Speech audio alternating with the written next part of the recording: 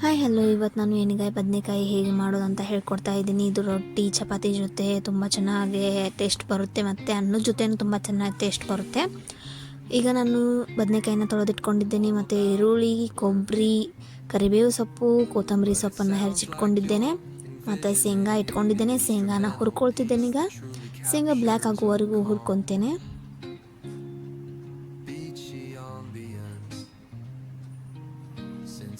ತೆಗೆದುಬಿಟ್ಟು ಈರುಳ್ಳಿ ಮತ್ತು ನಾನು ಕರಿಬೇವು ಸೊಪ್ಪನ್ನು ಹಾಕ್ಕೊಂಡು ಎಣ್ಣೆ ಹಾಕಿ ಹುರಿತಿದ್ದೇನೆ.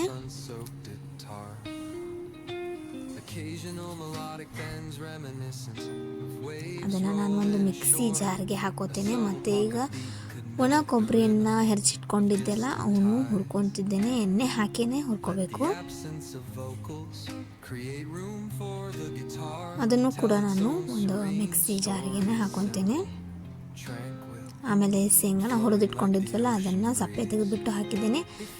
ಕೊತ್ತಂಬರಿ ಸೊಪ್ಪು ಮತ್ತು ರುಚಿಗೆ ತಕ್ಕಷ್ಟು ಉಪ್ಪು, ಸಕ್ಕರೆ, ಖಾರ, ಜೀರಿಗೆನ ಹಾಕಿ ನಾನು ಮಿಕ್ಸಿ ಜಾರ್ನಲ್ಲಿ ಹಾಕ್ಕೊಂಡಿದ್ದೆ. ಅದನ್ನೆಲ್ಲ ಮಿಕ್ಸಿ ಮಾಡ್ಕೊಂಡು ಬಂದ ತಕ್ಷಣ ಹೀಗಾಗುತ್ತೆ. ಹೆಚ್ಚಿಟ್ಕೊಂಡಿರುವ ಬದನೆಕಾಯಿಯನ್ನು 4 ಭಾಗದಲ್ಲಿ ಹೆಚ್ಚಿಟ್ಕೊಂಡಿದ್ದೆ. ಅದಕ್ಕೆ ಇದನ್ನು ತುಂಬ್ತಿದ್ದೀನಿ.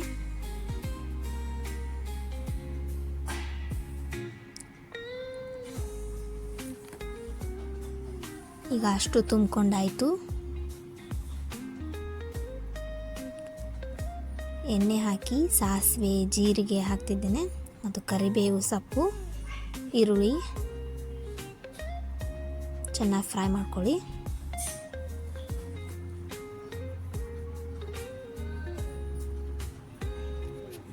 ಈಗ ಬದನೆಕಾಯಿ ಎಲ್ಲ ಅದರಲ್ಲಿ ಹಾಕ್ತಿದ್ದೇನೆ.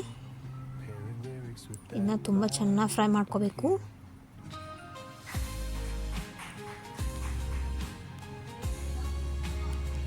ರುಚಿಗೆ ತಕ್ಕಷ್ಟು ಖಾರ, ಸಕ್ಕರೆ ಮತ್ತು ಉಳಿದಿರುವಂಥ ನನ್ನ ಮಸಾಲೆನೂ ಅದಕ್ಕೆ ಹಾಕ್ತಿದ್ದೇನೆ. ಮತ್ತು ಉಪ್ಪನ್ನು ಹಾಕ್ಕೊಳ್ಳಿ, ದಪ್ಪ ಉಪ್ಪು. 2 ಗ್ಲಾಸ್ ನೀರು ಹಾಕಿ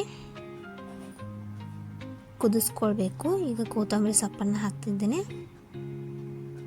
ಚೆನ್ನಾಗಿ ಒಂದು 10 ನಿಮಿಷ ಕುದಿಸ್ಕೊಳ್ಳಿ.